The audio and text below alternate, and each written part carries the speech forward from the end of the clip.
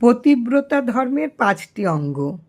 পতির অর্থাৎ গুরুর নামের আশ্রয় নিয়া জীবনযাপন, প্রবাসের অর্থাৎ সংসারের বাস শেষ করিয়া অপ্রবাসী হওয়া অর্থাৎ স্বধর্ম দ্বারা স্বদেশে প্রত্যাবর্তন।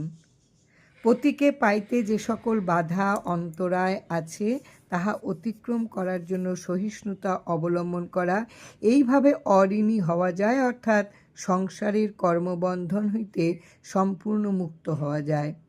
পতি পরম বরেণ্য জানিয়া তাহাতেই একমাত্র শরণ, যাহাকে শরণাগতি বলে। পতির কর্মই ধর্ম, তার কর্মজ্ঞানে কর্ম করিয়া যাওয়া, কোনো অভিমান নাই, কামনা নাই, এই যে ভাব, ইহাই নিষ্কাম কর্ম। বিশ্ব মানব সেবা।